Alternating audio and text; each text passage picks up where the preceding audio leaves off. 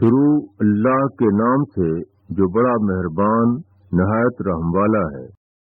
کیا تم یہ امید رکھتے ہو کہ یہ یہود تمہارے کہنے سے ایمان لے آئیں گے، حالانکہ ان میں سے کچھ لوگ ایسے ہیں کہ وہ اللہ کا کلام سنتے تھے اور پھر اس کو بدل ڈالتے تھے سمجھنے کے بعد، اور وہ جانتے ہیں جب وہ مسلمانوں سے ملتے ہیں تو کہتے ہیں کہ ہم ایمان لائے ہوئے ہیں، اور جب آپس میں ایک دوسرے سے ملتے ہیں تو کہتے ہیں کیا تم ان کو وہ باتیں بتاتے ہو جو اللہ نے تم پر کھولی ہیں کہ وہ تمہارے رب کے پاس تم سے حجت کریں؟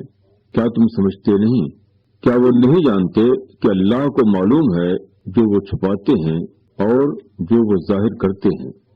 تشریح: مدینے کے لوگ جو رسول اللہ صلی اللہ علیہ وسلم پر ایمان لائے تھے، ان کے اس قدر جلد آپ کو پہچان لینے اور آپ کو مان لینے کا ایک سبب یہ تھا کہ وہ اپنے یہودی پڑوسیوں سے اکثر سنتے رہتے تھے کہ ایک آخری نبی آنے والے ہیں۔ اس بنا پر نبی آخر الزماں کی آمد کی خبر ان کے لیے ایک مانوس خبر تھی۔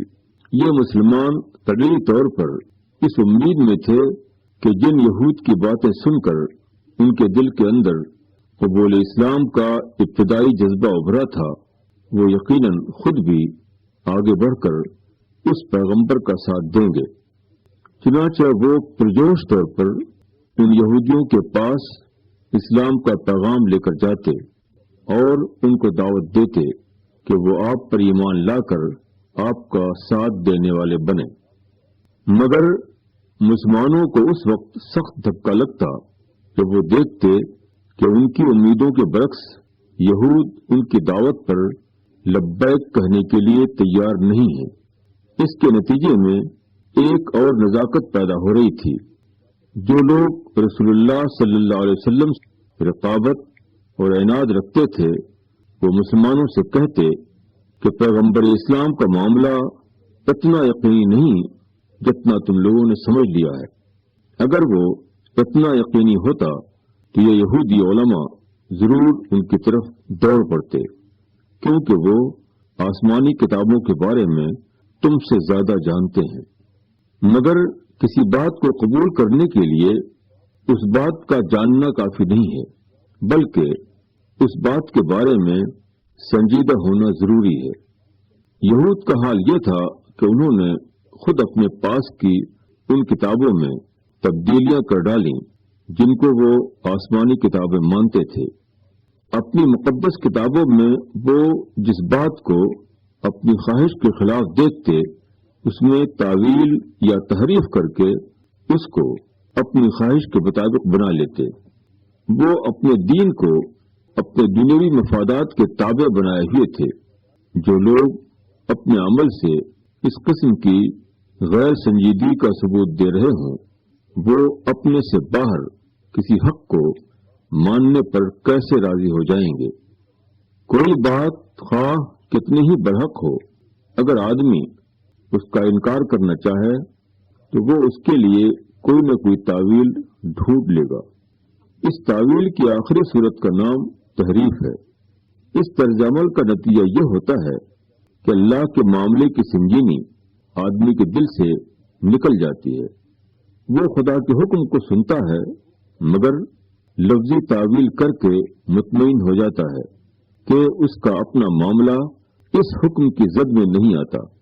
وہ خدا کو مانتا ہے مگر اس کی بے حسی اس کو ایسے ایسے کاموں کے لیے ڈھیٹ بنا دیتی ہے جو کوئی ایسا آدمی ہی کر سکتا ہے جو نہ خدا کو مانتا ہو اور نہ یہ جانتا ہو کہ اس کا خدا اس کو دیکھ رہا ہے اور اس کی باتوں کو سن رہا ہے۔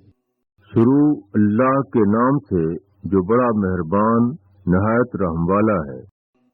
اور ان میں ان پڑھ ہیں جو نہیں جانتے کتاب کو مگر آرزوئیں، ان کے پاس گمان کے سوا اور کچھ نہیں۔ بس خرابی ہے ان لوگوں کے لیے جو اپنے ہاتھ سے کتاب لکھتے ہیں، پھر کہتے ہیں کہ یہ اللہ کی جانب سے ہے تاکہ اس کے ذریعے تھوڑی سی پونجی حاصل کر لیں۔ بس خرابی ہے اس چیز کی بدولت جو ان کے ہاتھوں نے لکھی، اور ان کے لیے خرابی ہے اپنی اس کمائی سے۔ اور وہ کہتے ہیں ہم کو دوزخ کی آگ نہیں چھوئے گی مگر ان کے چند دن۔ کہو کیا تم نے اللہ کے پاس سے کوئی عہد لے لیا ہے کہ اللہ اپنے عہد کے خلاف نہیں کرے گا، یا اللہ کے اوپر ایسی بات کہتے ہو جو تم نہیں جانتے؟ ہاں، جس نے کوئی برائی کی اور اس کے گناہ نے اس کو اپنے گھیرے میں لے لیا تو وہی لوگ دوزخ والے ہیں، وہ اس میں ہمیشہ رہیں گے۔ اور جو ایمان لائے اور جنہوں نے نیک عمل کیے وہ جنت والے لوگ ہیں، وہ اس میں ہمیشہ رہیں گے۔ تشریح۔ آرزوؤں سے مراد وہ جھوٹے قصے کہانیاں ہیں جو یہود نے اپنے دین کے بارے میں گھڑ رکھی تھیں اور جو اپنی ظاہر فریبی کی وجہ سے عوام میں خوب پھیل گئی تھیں۔ ان قصے کہانیوں کا خلاصہ یہ تھا کہ جہنم کی آگ یہود کے لیے نہیں ہے، ان میں اپنے بزرگوں سے منسوب کر کے ایسی باتیں ملائی گئی تھیں جن سے یہ ثابت ہو کہ بنی اسرائیل اللہ کے خاص بندے ہیں۔ وہ جس دین کو مانتے ہیں اس میں ایسے طلسماتی اوصاف چھپے ہوئے ہیں کہ اس کی معمولی چیزیں بھی آدمی کو جہنم کی آگ سے بچانے اور جنت کے باغوں میں پہنچا دینے کے لیے کافی ہیں۔ سستی نجات کے یہ مقدس نسخے عوام کے لیے بہت کشش رکھتے تھے، کیونکہ اس میں ان کو اپنی اس خوشخیالی کی تصدیق مل رہی تھی کہ ان کو اپنی غیر ذمہ دارانہ زندگی پر روک لگانے کی ضرورت نہیں، وہ کسی جدوجہد کے بغیر محض توڑے ٹوٹکے کی برکت سے جنت میں پہنچ جائیں گے۔ چنانچہ جو یہودی علماء بزرگوں کے حوالے سے یہ خوشکن کہانیاں سناتے تھے ان کو لوگوں کے درمیان زبردست مقبولیت حاصل ہوئی۔ آخرت کے معاملے کو آسان بنانا ان کے لیے شاندار دنیوی تجارت کا ذریعہ بن گیا۔ ان کے گرد عوام کی بھیڑ جمع ہو گئی، ان کے اوپر نذرانوں کی بارش ہونے لگی۔ وہ لوگوں کو مفت جنت حاصل کرنے کا راستہ بتاتے تھے، لوگوں نے اس کے بدلے ان کے لیے اپنی طرف سے مفت دنیا فراہم کر دی۔ یہی ہر دور میں حامل کتاب قوموں کا مرض رہا ہے۔ جو لوگ اس قسم کے لذیذ خوابوں میں جی رہے ہوں، جو یہ سمجھ بیٹھے ہوں کہ چند رسمی اعمال کے سوا ان پر کسی ذمہ داری کا بوجھ نہیں ہے، جو اس خوشگمانی میں مبتلا ہوں کہ ان کے سارے حقوق خدا کے ہاں ہمیشہ کے لیے محفوظ ہو چکے ہیں، ایسے لوگ سچے دین کی دعوت کو کبھی گوارا نہیں کرتے، کیونکہ ایسی باتیں ان کو اپنی میٹھی نیت کو خراب کرتی ہوئی نظر آتی ہیں۔ وہ ان کو زندگی کی برہنہ حقیقتوں کے سامنے کھڑا کر دیتی ہیں۔ شروع اللہ کے نام سے جو بڑا مہربان نہایت رحم والا ہے۔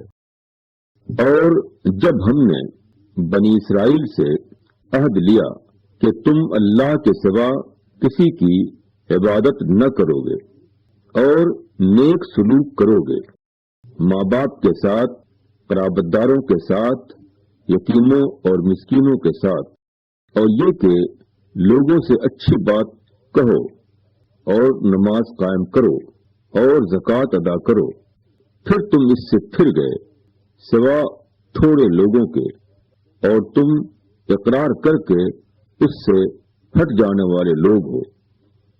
تشریح۔ انسان کے اوپر اللہ کا پہلا حق یہ ہے کہ وہ اللہ کا عبادت کرنے والا بنے اور اس کے ساتھ کسی کو شریک نہ کرے۔ دوسرا حق بندوں کے ساتھ حسن سلوک ہے۔ اس حسن سلوک کا آغاز اپنے ماں باپ سے ہوتا ہے اور پھر رشتہ داروں اور پڑوسیوں سے گزر کر ان تمام انسانوں تک پہنچ جاتا ہے جن سے عملی زندگی میں سابقہ پیش آئے۔ ایک انسان اور دوسرے انسان کے درمیان جب بھی کوئی معاملہ پڑے تو وہاں ایک ہی برتاؤ اپنے بھائی کے ساتھ درست ہے، اور وہ وہی ہے جو انصاف اور خیرخواہی کے مطابق ہو۔ اس معاملے میں آدمی کا اصل امتحان یتیموں اور مسکینوں بالفاظ دیگر کمزور افراد کے ساتھ ہوتا ہے، کیونکہ جو طاقتور ہے اس کا طاقتور ہونا خود اس بات کی ضمانت ہے کہ لوگ اس کے ساتھ حسن سلوک کریں، مگر کمزور آدمی کے ساتھ حسن سلوک کے لیے اس قسم کا کوئی اضافی محرک نہیں۔ اس لیے سب سے زیادہ حسن سلوک جہاں مطلوب ہے وہ کمزور لوگ ہیں۔ حقیقت یہ ہے کہ جہاں ہر چیز کی نفی ہو جاتی ہے وہاں خدا ہوتا ہے۔ ایسے آدمی کے ساتھ وہی شخص حسن سلوک کرے گا جو فی الواقع اللہ کی خوشنودی کے لیے ایسا کر رہا ہو، کیونکہ وہاں کوئی دوسرا محرک موجود ہی نہیں۔ جب معاملہ کمزور آدمی سے ہو تو مختلف وجوہ سے حسن سلوک کا شعور دب جاتا ہے۔ کمزور آدمی کو مدد دی جاتی ہے، اس کا نتیجہ یہ ہوتا ہے کہ پانے والے کے مقابلے میں دینے والا اپنے کو کچھ اونچا سمجھنے لگتا ہے۔ یہ نفسیات کمزور آدمی کی عزت نفس کو ملحوظ رکھنے میں رکاوٹ بن جاتی ہے۔ کمزور کی طرف سے متوقع نیازمندی کا اظہار نہ ہو تو فوراً اس کو نااہل سمجھ لیا جاتا ہے اور اس کا اظہار مختلف تکلیف دہ صورتوں میں ہوتا رہتا ہے۔ ایک دو بار مدد کرنے کے بعد یہ خیال ہوتا ہے کہ یہ شخص مستقل طور پر میرے سر نہ ہو جائے، اس لیے اس سے چھٹی لینے کی خاطر اس کے ساتھ غیر شریفانہ انداز اختیار کیا جاتا ہے وغیرہ۔ بھلی بات بولنا تمام اعمال کا خلاصہ ہے۔ ایک حقیقی خیرخواہی کا کلمہ کہنا آدمی کے لیے ہمیشہ سب سے زیادہ دشوار ہوتا ہے۔ آدمی اچھی تقریر کرتا ہے، مگر جب ایک اچھی بات کسی دوسرے کے اعتراف کے ہم معنی ہو تو آدمی ایسی اچھی بات منہ سے نکالنے کے لیے سب سے زیادہ بخیل ہوتا ہے۔